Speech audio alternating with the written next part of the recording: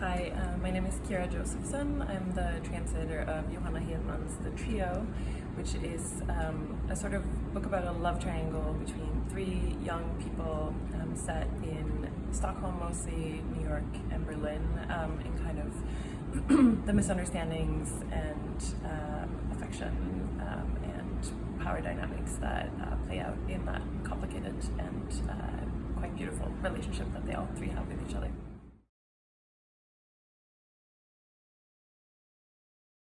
So when The Trio landed on my desk, it was sent to me by an agent, by Johanna's agent. I had been translating for about 6 years, but I had yet to publish a full-length novel.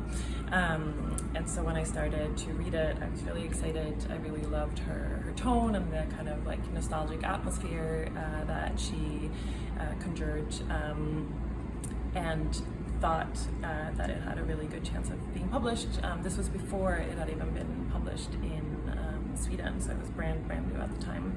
And starting to read it, the frame story happens in New York and focuses on Hugo, who's one of the characters who moves to New York when he's in his 20s, and we meet him there when he's in his 40s, I think.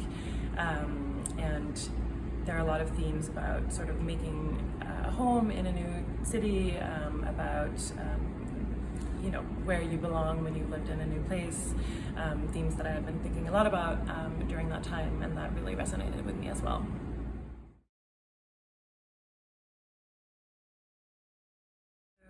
This book is also Johanna's first novel, and as I mentioned, I started translating it even before it was out in Sweden because the agency really believed in it, and so did I once I started working on it.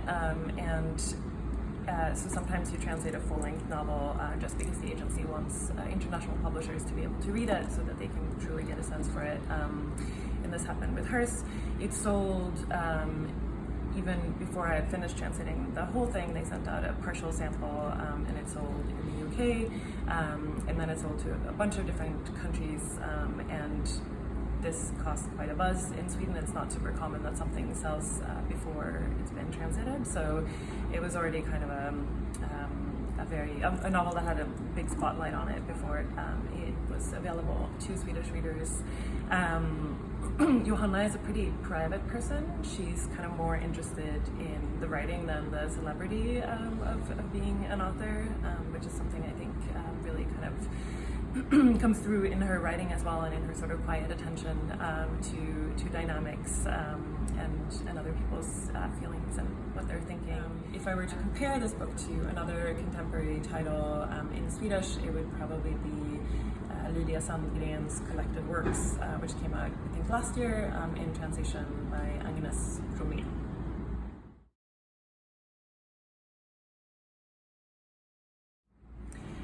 So I grew up in Sweden. Swedish is my first language. I have lived in North America for most of my adult life, but I'm what they call an L2 translator, second language translator.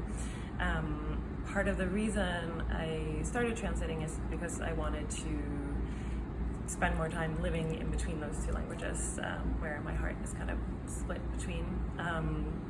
So I also write, and I mostly write in Swedish just to keep that kind of muscle alive. But I only translate into English because translating into Swedish these days is too hard for me. I feel much closer to English, so making that transition is much easier in English. And I mostly, of course, because I live in New York, speak English on a day-to-day basis in my daily life. But I do have a couple of Swedish friends here, and my partner learned Swedish when we started dating, and so we speak Swedish together at home with our dog.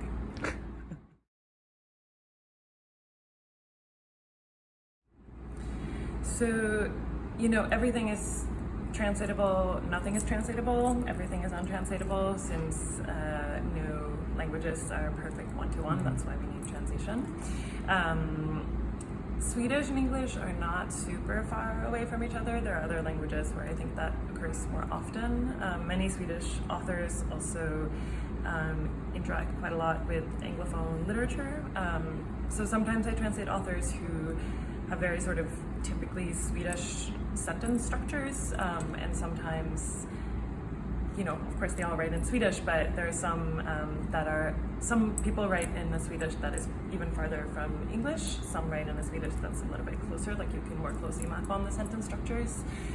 Johanna is very interested in Anglo-Saxon literature, and she loves Edith Wharton, for example, Henry James, and her Swedish, I wouldn't say is like one of the most difficult or far from, like I didn't have to do too many contortions to bring it into English in a way that matches the tone and the kind of cadence of the language. So there was nothing in particular that was very difficult or that was, you know, something that we really had to think about for a long time. Since I was working on it before it had come out in Sweden, we did change a couple of things along the line. They made a couple of edits that I then incorporated into the English, but I wouldn't say there was anything that was particularly untranslatable in this book. The next two books that I have coming out in the US are both in February. One is called Antiquity by Johanna Hedman. It's coming out with Catapult. It's sort of a queer Lolita story that's both really gorgeous and troubling. It's a very slippery, incredible novel. And the second one is a book of poetry called O by Kira Josefsson that's coming out on World Poetry Books. It's a sort of alternative production of Othello that is also very complex, has a lot of both humor and sharpness.